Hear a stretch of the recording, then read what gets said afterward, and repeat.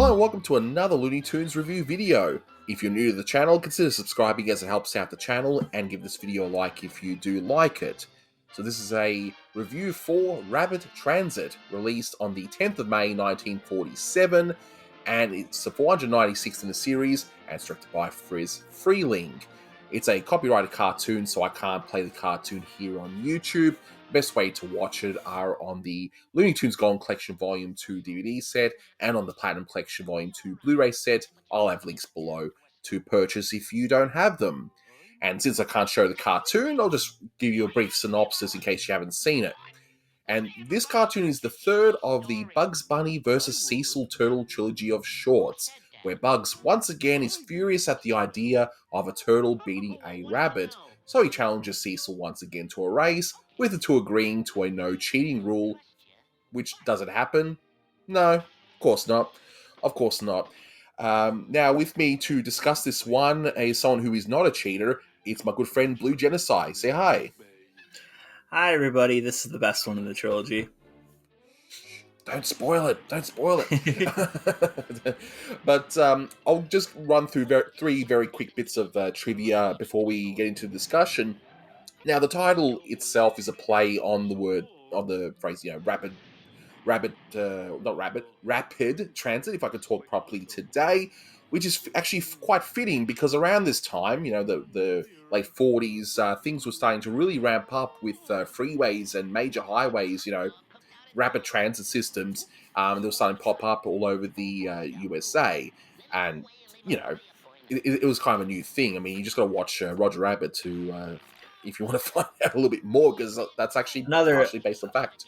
Another Zemeckis scene, because same director. I always think of Back to the Future 3 when Marty and Doc asks that one contemporary train engineer from the 1800s, could you hypothetically get this thing up to 90?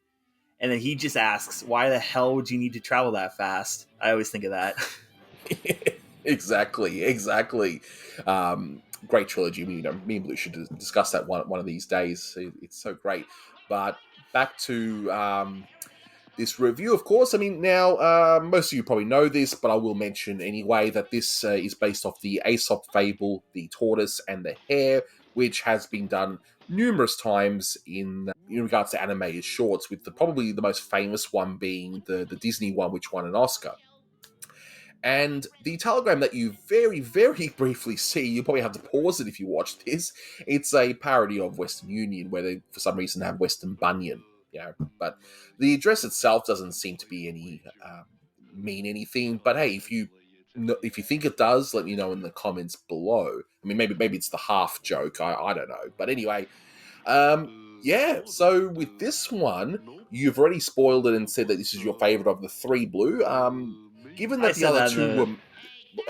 other two were made by, I guess, more popular directors, Tex Avery and Bob Clampett, arguably, why would this one made by, little old Friz Freleng be the best of the three?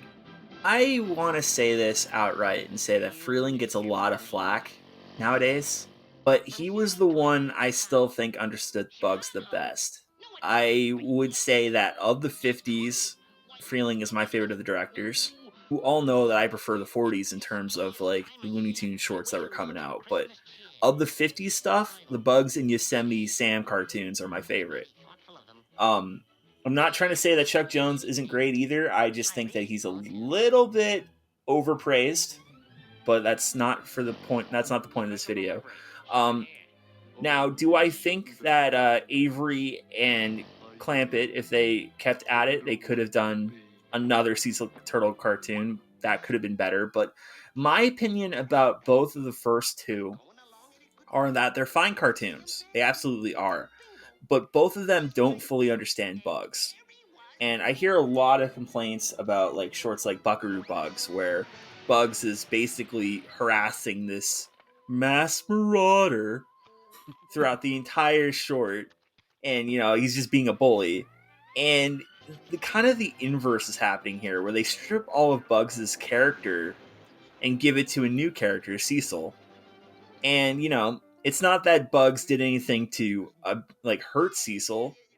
In fact, he's just taunting him through, I'm pretty sure, Mm, both those two exactly. cartoons. But he just loses his entire cool and becomes the foil in this cartoon, in both those cartoons. In Yeah. this one, it starts off that way where he suddenly gets really angry, but he suddenly mellows out really quickly, and it shows that just like Cecil, Bugs can take it and deal it back throughout the entire short. And there are points where Cecil's losing, there's points where Bugs loses, and at the very end, I mean, spoiler, I guess, I don't know if anybody cares. People are weird about that, but at the very end of the short, Bugs does win this race. He wins it finally out of this trilogy. It's probably why it's the last one, honestly. um, and Cecil still gets a little bit of a victory by ratting him out to the cops. And I don't know what kind of speed limit you can break on foot, but they still drag Bugs off to the big house. And I'm sure that they're gonna have a fun time trying to arrest somebody for running 100 miles per hour on feet. I don't know exactly what law that broke, but Oh, we love cartoon logic, don't we? We love the logic in these things. But because we did a discussion on the three Yes. Cecil Turtle shorts, which unfortunately is stuck at the back of a commentary, which I had to take down. I will rework it and I will upload it separately. But yeah, I always found it fascinating that you said even back then that it was the best of the three, which seems very unpopular. Because I said, look, my favorite's still Clampets, and that's mainly probably because of the animation. But I do agree with you. This is an interesting short where it took the same idea as those two shorts. We're taking the same idea and making it now that Bugs is a solidified character and see where you go. And you're right. See, a certain animation director, I don't want to say the name because he's quite a controversial figure, but I do agree with him on one thing. It's in regards to the Hunter trilogy, where as soon as you watch the cartoon, Bugs is a winner. That's it. Yep. Bugs can't lose in it at all because of the Absolutely. way it's done. Whereas here, as you said, Bugs can dish it out, but he can also take it, and then you got Cecil can dish it out and take it as well, and it's a great foil. And I just think it worked. With the short works really well because of that.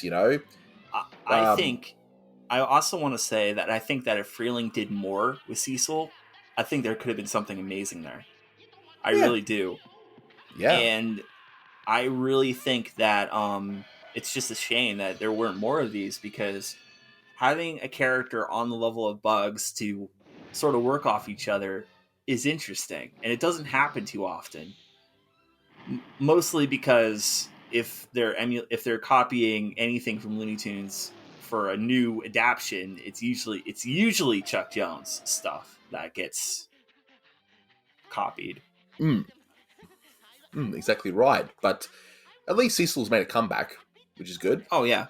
Um, if I want to add that really quick, the Looney Tunes cartoons short that had Cecil in it, I don't know the name of it off the top of my head. That was a really good short. I just want to say that. Yeah, and if you guys haven't seen it, yeah, definitely go ahead because they're on HBO Max, and I think they're pretty good. And one day I will probably do like a proper follow up to my original video on the first season. I'm being very slack with that. But just to wrap this one up, any final thoughts, and what would be your rating for this particular short? Well, that being said, I'd say a 9 out of 10. I want to say really quickly though, because I don't know, I don't think I was on the Clampett commentary. I can't remember, but I also want to say that even though this one is my favorite, that one's like just right underneath it. Like they're both 9s out of 10s for me. Yeah.